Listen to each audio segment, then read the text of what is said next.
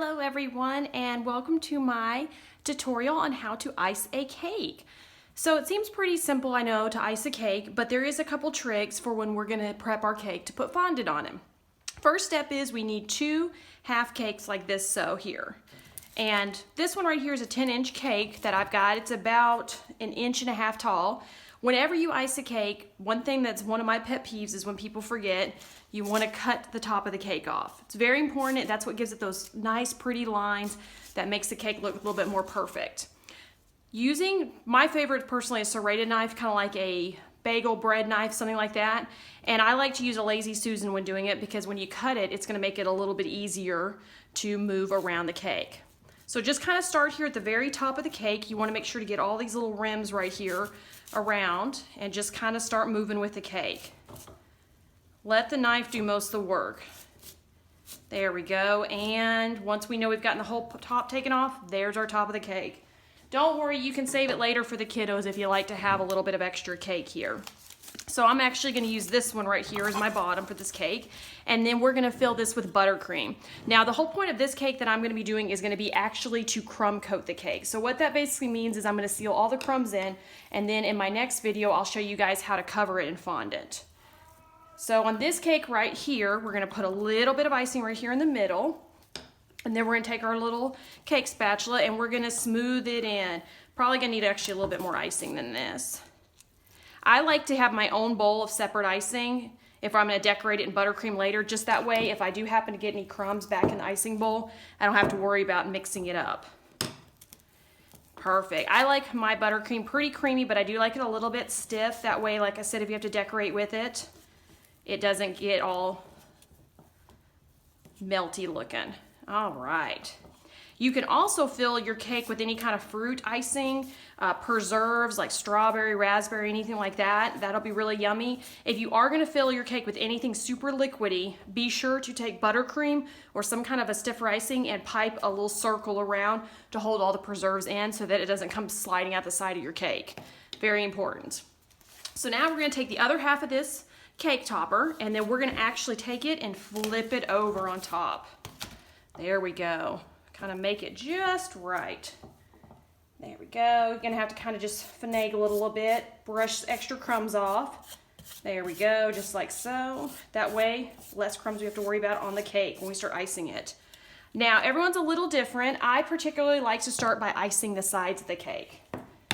I'm going to use my smaller spatula on this one. This is one of my favorite ones here. And I'm just going to do this. This kind of helps to me get everything just sealed right on it. And don't worry about this first little go around here. We're just starting it out. And I'm going to kind of tilt this right here just so you can see it on the sides. So I'm just kind of going back and forth, mainly covering the crease of it. So this one's kind of hard to see on the camera, I'm sure. So just kind of going around the sides, making sure the crease is in it. And basically what we're doing here, hence the crumb coat, we are locking all the crumbs in. If you are doing, at the end of the day, just a plain buttercream icing, you will still be putting another coat on after this. This is just the initial coat here to get everything, like I said, locked in place. There we go. And I'm also kind of getting it on the board a little bit to seal it. There we go. Doing really good. This is just a regular cardboard, but if you're using like a cake board like I just had, like that silver one, or a cake platter, it'll be a little bit easier if you need to wipe away any kind of icing that falls on it.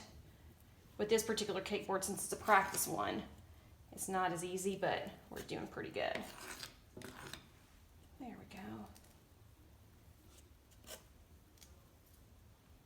A lot of crumbs want to fly everywhere.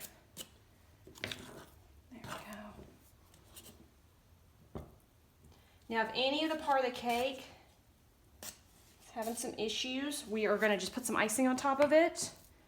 So here, I'm going to actually use a spatula to make it a little easier, kind of like I did a second ago. I'm going to place it on top. I have more icing over here just in case I need it.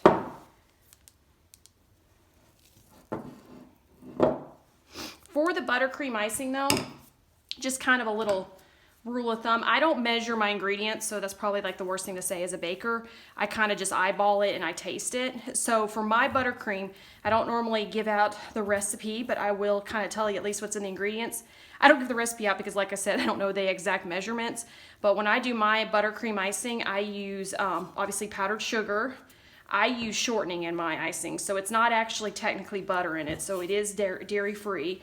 I also put in almond extract, I put in vanilla extract, and I also put in butter extract. So that way, in the Texas humidity, number one, it can hold up. Number two, it, like I said, it is dairy-free, and I like to, like I said, just kind of eyeball it and see the feel, the consistency, all that. Then I know I've got exactly what I want.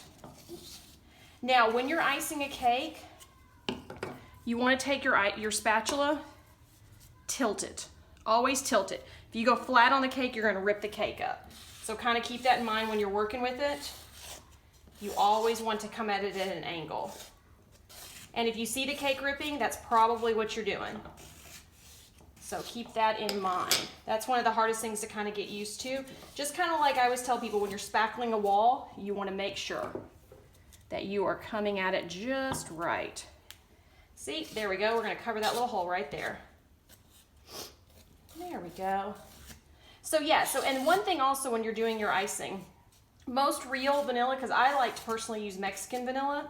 So one thing you got to be careful with your vanilla is that vanilla is obviously a darker color. Sorry, I'm stealing some icing over here. It's a darker color, so if you're going to be using the vanilla, make sure the amount you use doesn't, either A, if you're covering your cake with fondant, it won't matter. But if you want a white cake and you're not covering it with fondant, or you're adding certain colors or anything, be careful, because the more vanilla you add, the darker the icing could end up being.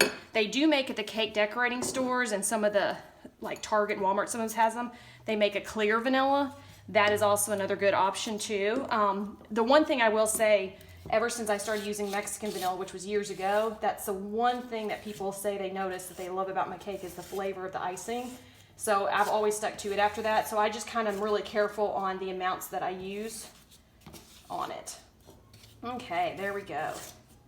This one kind of was crumbing a little bit more than most of them, but it's, to me, it's also a good sign. That means it's a really moist cake. So on this part here, I'm going to use a little bit bigger of a spatula just to kind of smooth it out.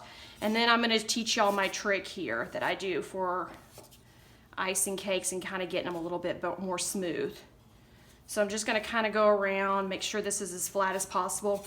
Once I do the fondant, it's going to kind of take care of if there's any kind of little itty-bitty imperfections or anything like that. So keep that in mind when you're doing it.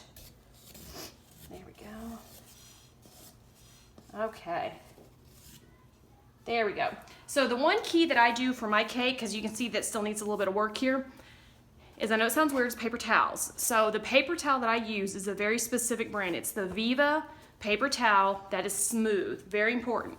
So when you do it, you're actually just gonna take your cake and go around it like so. Just getting all the little edges, things like that, smooth it out. So when you go to cover it in fondant, it doesn't have to be super pretty because we're gonna be putting it white on top of it, but we want it to be as best of a shape as possible, just so that way you're not seeing any kind of dents in it. It's hopefully, you know, as well as it can be with level. You don't want it to be like sideways unless you're doing that on purpose for like a tilty cake, but you want to go ahead and get it as much possible smooth like this.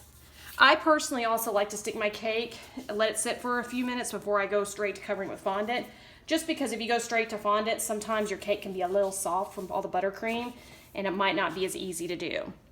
So there is your tutorial on how to cover your cake and crumb coat it. If you are still going to be covering it with buttercream, then you're going to want to go ahead and put another coat on top, but otherwise you are all done. Hopefully you guys could see it pretty well. Here's kind of the sides of it.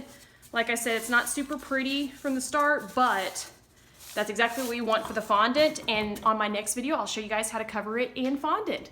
Thank you guys so much for tuning in.